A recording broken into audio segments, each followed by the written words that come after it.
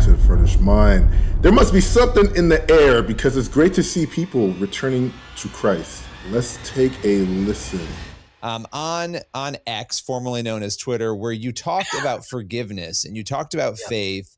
And I have to tell you, I actually wrote a column about this because I thought it was incredibly moving what you wrote. What sparked that in you to share that message? Well, a foundation in God. I think Jesus only lets you stray so much, and I think at a certain point, he grabbed me again and hugged me, and I think it's important to the feeling that I had and that foundation for whatever silly movies I've made, and for whatever reason people seem to think anything I say is interesting or funny. I guess people call it a platform. I don't know what you call it. I wanted them to if you are thinking about looking for something in life, a foundation that isn't in sand where it could be blown away. And if you have a family, then if you have that foundation in something beautiful and something like Christianity. I mean, there are other religions out there that say, well, kill your enemy, hate your enemy, and there are infidels. And we have a religion that says love your enemy, love thy neighbor as thyself. I think that's love others. That what a beautiful way to go through life. And forgiveness. And once you forgive, the beautiful thing about forgiveness isn't the person, it's you. Shout out to Rob Schneider. I think that's an amazing testimony because, number one, it's in our culture. Obviously, everybody's chasing money. Everybody's chasing fame, human acclaim. And these things tend to take precedent over faith. Faith is usually pushed in the back closet. Don't bring it out. I mean, maybe at a word show, you can say, I thank God at the beginning, and then go ahead and just transition on from there.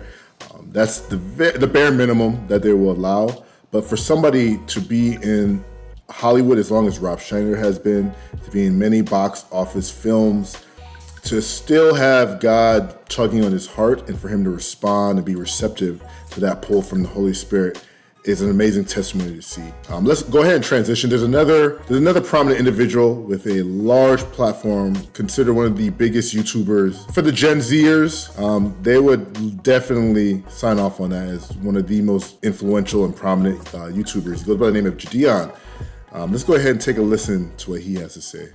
Time to talk to y'all boys, man. You know what? I'm not gonna let JiDion come out. There's no point in letting JiDion. I thought for a second, your boys trying to turn to God, y'all. I'm not trying to put like my pinky toe in no more. I'm not gonna just be sitting on the edge of the pool. I want to jump full in. I want to dive all in, chat. So that's all I'm gonna say. But you know, I don't want to just talk the talk. I want you guys to like see it in my actions, you feel me? I was with my girl. We were Ubering back from her college, and then right when we got back to the crib, the Uber driver, she looked back at us and she asked us a question. Me answering it made my heart sunk, but she said, if you guys were to die right now, would you go to heaven or would you go to hell? I had to be honest with myself. I had to look into myself, and I was like, the way I'm living right now, if God was to take my breath away right now, I'm going to hell. I couldn't even lie about it, chat. You feel me? Like, and you know what's crazy, chat? I be letting so many worldly things dictate how my day's gonna go. You feel me? You got people out here that are battling cancer, having horrible, like, you know, being victims of horrible crimes and all kinds of stuff, right? And they still have the ability to put a smile on their face and be genuinely happy. I get a strike on my channel and I'm not able to post for a week. I'm over here in the slumps. You would have thought my dog died, chat, the way I was around here acting when I was gone for that week, bro. Just pouting, being moody, being rude to people. The only reason why I was acting like that is because I'm letting worldly things dictate how my spirit is. And like, you know, the Bible talks about it all the time. You know, you can't be moved by the world. You have to hate the world. Chat, like, it's crazy. Like, Jesus is telling me that I have to hate the world, but the world loves me. You feel me? And that's like a honest predicament that I thought I was in. But really, it's an easy solution, bro. Like, if I'm gonna follow the spirit, I'm not gonna have a problem putting away worldly things. And I just had to like look at myself. Just to interject, what JiDion just highlighted is what many are facing right now, and that's a wrestling with God. He's saying that he had this pull and this love from the world, and yet in his heart of hearts, he understood that God tells us, like, we're not supposed to be of the world. We may live in it, but we're not of the world. Scripture also tells us that friendship with the world is enmity with God. And we don't want to be in that position to where if we die today, we have to really, really question, would I be able to make it into heaven? And he's saying he's wrestling with this. Like, how would most people handle that situation? You're wrestling with that. The world is drawing you in. The world is giving you every incentive that there is possible. Most people will fold. I'll probably say 90% of people will fold. But let's go ahead and continue to hear what he has to say. Chat, and I had to just think, if I do follow Jesus, if I do follow his word to tooth and nail of what it is, front to back, then I'm not gonna be JiDion anymore. I'm not gonna be popping. I'm not gonna be on your guys' For You pages with edits. I'm not gonna be having the ASAP Rockies and the Mark Wahlbergs hit me up. I'm not gonna be having the NBA ask me to do stuff like, and like for the longest, chat, like I've been pushing this off for like the last year and a half, 2 years. But I was like, I'm not ready yet. Like, I don't want to do it yet. I don't want to do it yet. I don't want to do it yet. But after that lady got done talking to me, it was like, if I were to die right now, with me chopping it up with ASAP Rocky, with me chopping it up with Mark Wahlberg or Mark Cuban, or going to the Simon charity match, would any of that really matter, chat? No. It really wouldn't. This is important for those who are afraid to share their faith. If an Uber driver with one single question was able to impact one of the biggest YouTubers in the world, entire faith system, just absolutely jar his entire faith system to the point where he questions everything in his relationship with God. This is why people of faith need to understand it's not by your persuasive words or the depth of your intelligence. It's just about you just doing it. You never know how your words can impact somebody. Yes, your words may plant the seed, but it's God who causes that seed to grow. So we just need to do our part. Sometimes we may get rejected. Sometimes they may be receptive to it. But if you do your part, you can have faith like an unknown anonymous Uber driver and impact one of the greatest YouTubers. He has over 4 million subscribers on his YouTube channel, just YouTube, not including the other platforms. And he decided to remove all his videos.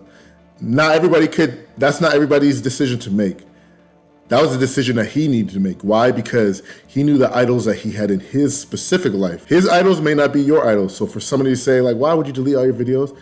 His idols may not be your idols. You may not be struggling with the same things that he's struggling with. And he knew that was an obstacle in the way for him to grow his relationship with God. That was why he removed all his videos. But let's go ahead and continue. Jesus tells us in the Bible, it's easier for a needle to go through a camel than for a rich man to go to heaven. And chat, man, thanks to you guys, I've acquired a very nice fortune, and I'm not saying that to brag or anything, but this fortune that I have on earth is nothing compared to the fortune I can have in the kingdom of heaven. This is just me really talking to y'all. This is me trying to just be so 100% transparent. But God tells us that a bird doesn't have to worry about where he's gonna get his next meal from. And then he said, are you not better than a bird? I'm way better than a bird. So why am I tripping? You know the crazy thing about it, chat? I'm gonna just spill the beans to y'all, bro. I'm gonna be honest. So I was about to take a gambling deal, chat. I was about to do a deal with my bookie. I was giving myself so many reasons to take the deal. I was like, oh, I can pay my employees more. I'll be able to do cool events. I was trying to trick my brain into saying, oh, I'll be able to work more directly with these sporting companies and everything. Chat, bro, I was gonna be making a lot of money. And for minimum work. But that's the reason why it's minimum work, is because you guys clicking that link to the gambling page would be making up what they're paying me. You feel me? Because I even talked to Nico about it, right? And I was like, yo, Nico, man, I think I'm gonna do it. And Nico was like, don't do it, bro. Like, you're not that person. I was giving Nico every excuse under the bus, and he was just like, man, I'm not gonna tell you what to do, but this isn't you, bro. And he was like, don't do it. My spirit was telling me not to do it, but I was just listening to my flesh, man. Bro, I'm telling you guys, do not listen to your flesh, bro. And you guys might be wondering, like, what are you saying by that? You'll know when you're in that circumstance. Do not give in to your flesh. Your flesh hates everything that your spirit's about, and the spirit wants nothing to do with everything that the flesh is about. So there's never a gray area with those things, you know? It's either black and white. That's it, man. I could tell he's somebody who grew up in the church because his theology is pretty decent. He knows what he's trying to say. Obviously, he doesn't have to quote it perfectly, but how he's articulating it is still in line of how the scripture identifies it. Christ says himself, what business does darkness have of light? They are diametrically opposed. There's no in between. There's no crossover. Light has to expel darkness. And that's the only relationship that there is that exists. The moment we choose to receive Christ, Christ will make you a new creation. He will remove all the old behaviors that you once had and make you a brand new creation of new desires. In the book of James, one of my favorite verses that highlights cursing, it says, can salt water and fresh water flow from the same spring? Therefore, do not praise God and curse man with the same tongue. It's the exact same thing. It's either a good tree that produces good fruit, or a bad tree that produces bad fruit. There's no good tree that produces good and bad fruit, or a bad tree that produces good and bad fruit. And that's how Christ describes this relationship between light and dark, between his Holy Spirit and our sinful carnal nature. The moment we start to understand that, we'll start to look at the world differently. We'll start to look at celebrities and Hollywood differently, athletes, because we tend to think that we can live like the world and still say, hey, I follow Jesus, I'm a Christian. But what the Bible tells us is that in that day of judgment, God will say, I never knew you. And you may plead, didn't I cast out demons in your name? Didn't I lead X amount of people to your kingdom? And yep, that may be true, but your mouth spoke that you followed him, but in your heart, it was far from him. That's one of the things in life. That's one of the only things in life that's black and white is your flesh. So the flesh and the spirit, what they both want. Fast forward, it's getting closer and closer to us finishing the deal and stuff. And then I was talking to young Don, and he read this one verse, and I hadn't even told him about this yet. But here, let me find it for y'all real quick. Then he told them a parable. A rich man's land was very productive. He thought to himself, what should I do since I don't have anywhere to store my crops? I will do this, he said. I'll tear down my barns and build bigger ones and store all my grain and my goods there. Then I'll say to myself, you have many goods stored up for many years. Take it easy, eat, drink, and enjoy yourself. Bro, chat, the crazy thing about it is I literally had a number in my head. I was like, once I get to this number, I'll be good and my children are gonna be good and I'll just be chilling, bro, you know? Like, I was still gonna be creating content here and there, but like I had a number in my, just like how he did, I had a number in my head and I was gonna store up to that number. I was gonna store up in my barn to that number, and I was gonna take it easy, I was gonna eat, I was gonna drink, and I was gonna enjoy myself, right? And then in verse 20, but God said to him, you fool, this very night your life is demanded of you, and the things you have prepared, whose will they be? Chat, there's nothing on this earth when you die that is yours. There is nothing that you own. Once we're in the dirt, once we're gone, it doesn't matter. Like, it's not like, oh, that's his, he's still gonna hold on to it. It's free real estate, you know? If someone dies and they don't have nobody in their will, what happens? The government takes it.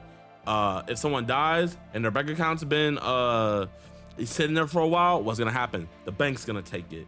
There's nothing in this world that when we die is ours. And then in Luke, the next verse, that's how it is with the one who stores up treasure for himself and is not rich towards God. And bro, that's literally what I would have been doing if I took that gambling deal, chat. I would be storing up for myself instead of God. I would be storing up, like I was trying to make it seem like, oh, for you guys, just do more giveaways or my parents. But no, it was my own selfish needs. Bro, I don't need any more money. I do pray that there is another movement of Christianity within the youth movement. Honestly, millennials, I think millennials were part of that weak men tier in that. So I do pray for millennials as well, that we can come back to Christianity. But I for sure pray for Gen Z, Gen Alpha, that Christianity really comes back. We have some really strong individuals, really strong kids in that group, and they really pull hard for Jesus Christ here on earth. From what we see is that there's a bigger Christian movement in nations like China, communist nations like China, where they're actually persecuted for their belief in God. In the Middle East, like in Egypt and other nations where if you are a Christian, Coptic Christian, you're persecuted, you're killed, they're burning down churches. Journalists are not allowed to report on it. If you do, the journalists will be killed too. Like that's real persecution. Those are real Christians that are really going through something. And here in the US, all we care about is clicks. I can make sacrilegious statements because of clicks and subscribers, and I can grow my church and become wealthy. Like it's awful. It really is.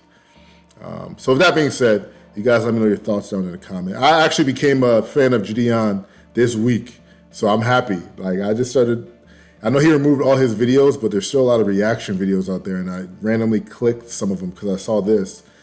And I'm like, these videos are really funny. He has some really funny videos. And but other than that, you guys let me know your thoughts down in the comments. Deuces.